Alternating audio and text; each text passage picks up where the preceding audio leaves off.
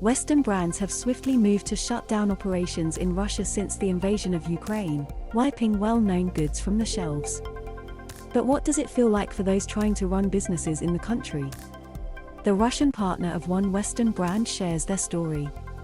To say I have concerns about the future is a huge understatement.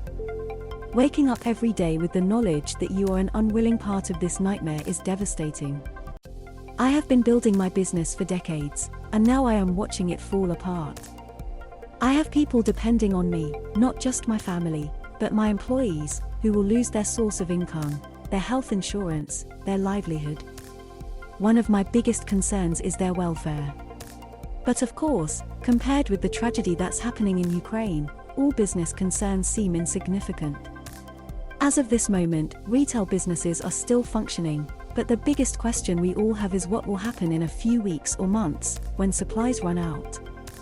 The big brands that operate in Russia themselves, like IKEA and Inditex, the owner of fashion chain Zara, have a bit more freedom. They can afford to temporarily suspend operations while continuing to pay their employees.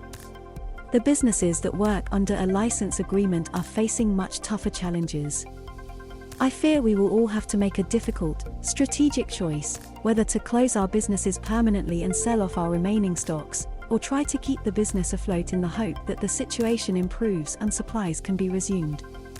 The first scenario presumes selling off the stock quickly in an attempt to salvage some of our investments, and maybe try to start a new business with that. The second scenario is more hopeful, but it would still involve shutting down some sites and letting go of employees. The biggest risk of all, of course, is that this second scenario presumes the return of our Western partners. If that doesn't happen, then we risk losing everything and being left with nothing. At this point in time, I am working with the second scenario and hoping that things will get back to normal. But I also know a lot of people who have already shut down their businesses.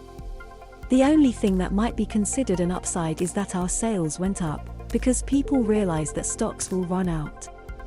But it inevitably speeds up the timeline for my chosen scenario, which means our supplies might run out before normal trade relations resume. Obviously, there are a lot of issues that businesses with Western partners face right now, such as logistics and payments, in the light of sanctions on banks and payment of Russian companies.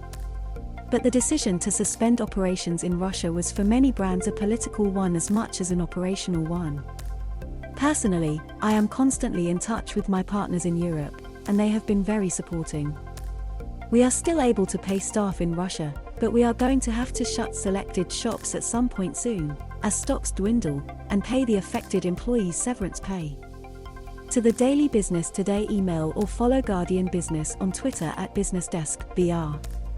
I know quite a few people who are forced to shut down their businesses, sell off their remaining stock and have either left Russia already or are planning to leave soon.